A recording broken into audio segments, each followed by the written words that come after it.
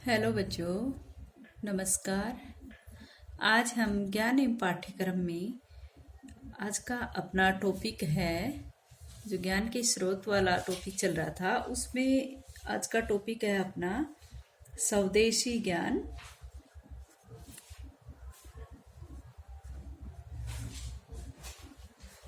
स्वदेशी ज्ञान बनाम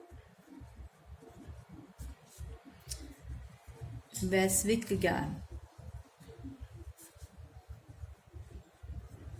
यानी कि इन दोनों ज्ञानों के बारे में आज हमें पढ़ना है।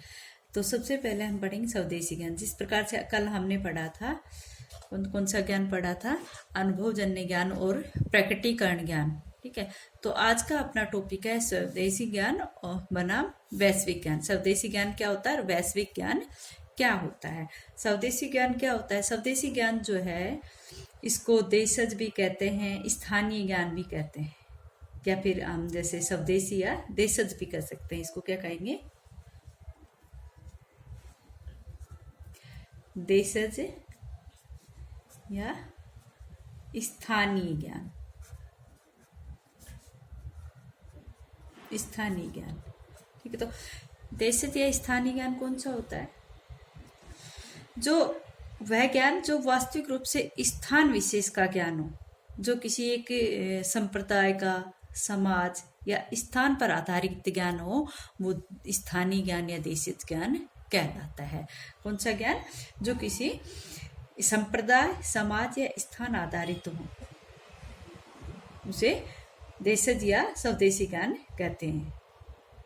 देशज ज्ञान का जो पारंपरिक ज्ञान है, वो स्थानीय ज्ञान आदि के नाम से ही जाना जाता है। इस ज्ञान का जो पारंपरिक ज्ञान है, इस ज्ञान के बारे में बताती हूँ मैं पहले। जो देशज ज्ञान है, वो वास्तव में स्थान विशेष से संबंधित ज्ञान है। स्थान विशेष से संबंधित ज्ञान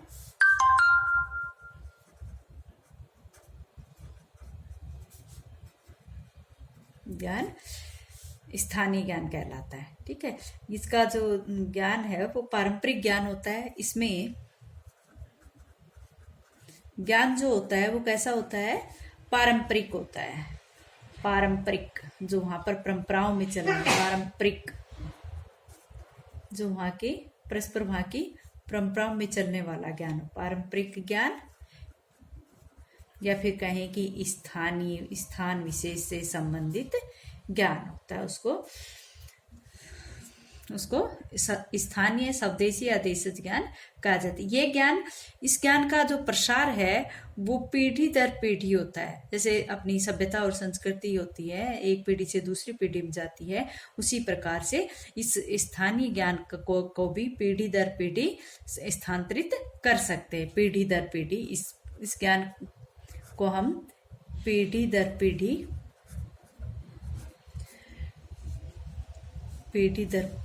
हस्तांतरित होता रहता है। ठीक है, पीढ़ी दर पीढ़ी हस्तांतरित होता है। और इस ज्ञान में कौन कौन सा ज्ञान आता है? जैसे समाज का ज्ञान, समाज से संबंधित ज्ञान, समाज से संबंधित ज्ञान इसमें आता है। खेती बाड़ी से संबंधित, जैसे खेती, किसानी, इन सब से संबंधित जो ज्ञान है, समाज से संबंधित, खेती से संबंधित, किसानी से संबंधित, या फिर कहें कि मानव सेहत से संबंधित, मानव सेहत से का रख रखाव या उससे संबंधित है जो ज्ञान है, रख रखाव है संबंधित, या फिर कहें कि भोज्य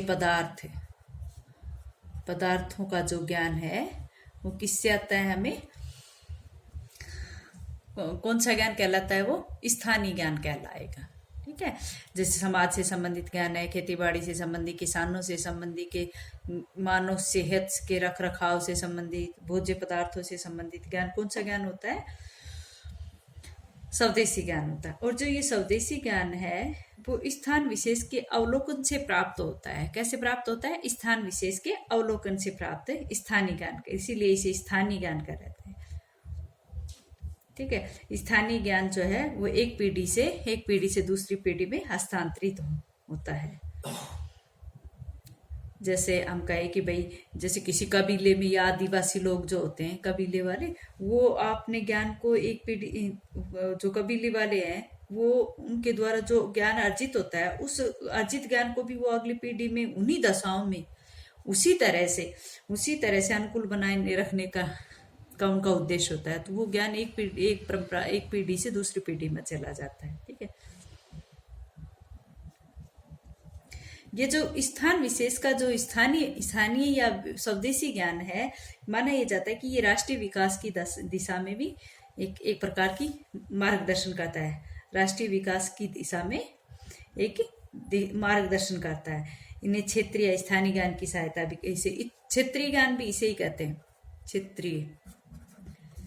क्षेत्रीय ज्ञान भी कहते हैं, इसे क्षेत्रीय ज्ञान भी कहते हैं।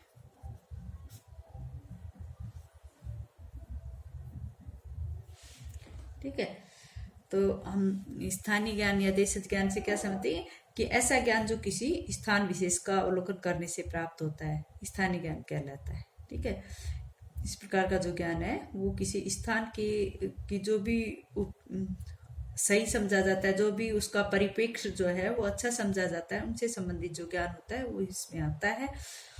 परंपरागत ज्ञान को स्थानीय या देशज ज्ञान के नाम से भी जाना जाता है। जो परंपरागत ज्ञान होता है, जो परंपरागत कौन सा, जो चला आ रहा है, परंपरा से चला, परंपरागत ज्ञान को क्या कह सकते हैं? यहाँ पर स्थानीय ज्ञान कह सकते हैं। परंपरागत ज्ञान को स्थानीय ज्ञान कह सकते हैं।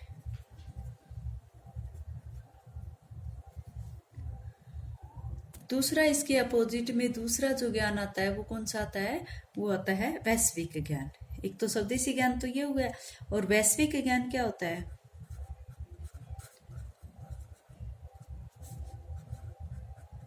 वैश्विक ज्ञान कौन सा होता है? वैश्विक ज्ञान से जो आज के वर्तमान समय में जो आधुनिक ज्ञान है वो वैश्विक ज्ञान के अंतर्गत आता है।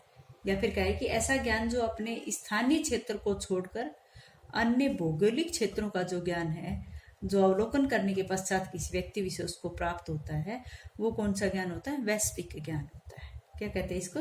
ऐसा ज्ञान जो अपने जो स्थानीय ज्ञान था, ऐसा ज्ञान जो अपने स्थानीय क्षेत्र को छोड़कर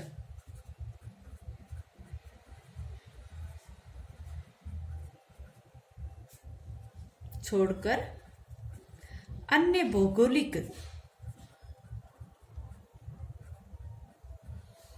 भौगोलिक क्षेत्रों के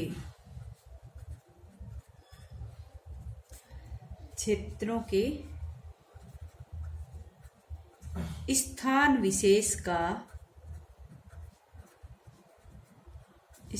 विशेष का अवलोकन करने के पश्चात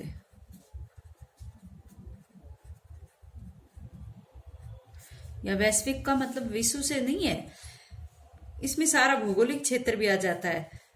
अवलोकन करने के पश्चात किसी व्यक्ति विशेष को, जो उसका अवलोकन करता है, किसी व्यक्ति विशेष को प्राप्त होता है, उसे क्या कहते हैं? वैश्विक ज्ञान कहते हैं। एक बार फिर से देखना इसको, कौन सा ज्ञान? वैश्विक ज्ञान। ऐसा ज्ञान जो अपने स्थानीय क्षेत्र को छोड़कर अन्य भौगोलिक क्षेत्रों के स्थान विशेष का अवलोकन करने के पश्चात व्यक्ति विशेष को प्राप्त होता है, वो कौन सा ज्ञान होता है? वैश्विक ज्ञान होता है। ठीक है। ऐसा ज्ञान राष्ट्रीय और अंतर्राष्ट्रीय सूचनाओं पर भी आधारित होता है। ये ज्ञान जो है किस पे आधारित होता है? राष्ट्रीय व अंतर्राष्ट्रीय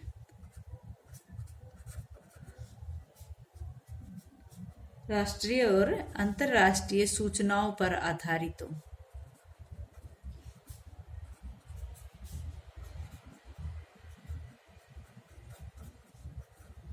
सूचनाओं पर आधारित ज्ञान क्या कहलाता है? वैश्विक ज्ञान कहलाता है। ठीक है।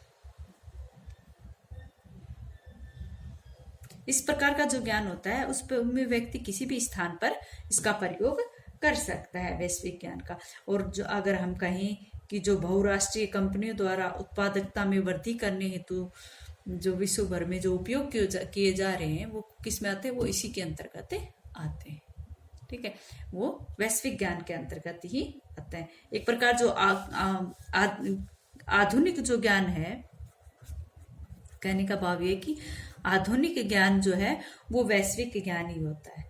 या फिर हम कहें कि जो विश्व में जो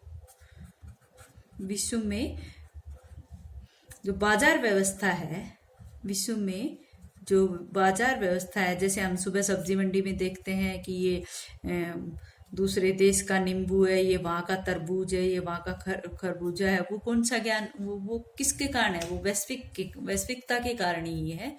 ठीक है। तो जैसे विश्व में बाजार व्यवस्था जो बहुत तीव्रता आ रही, बाजार व्यवस्था में जो तीव्रता है वो किसके कारण है? तीव्रता है वह वैश्विक ज्ञान ही है। ठीक है। कौन सा ज्ञान है? वो वैश्विक ज्ञान के कारण। या फिर जो बहुराष्ट्रीय कंपनियों द्वारा जो उत्पादन में जितनी वृद्धि की जा रही है वो भी वैश्विक ज्ञान के कारण ही है। जो विश्व में जो मांग और आपूर्ति के मध्य मांग व आपूर्ति के मध्य जो संतुलन है, या फिर कहें कि जो इन दोनों के जो सामंजस्य है, आपूर्ति के मध्य जो संतुलन है वो किसके कारण है? वैश्विकता के कारण ही है। अच्छा बच्चों, आज इतना ही, आगे कल कराएंगे।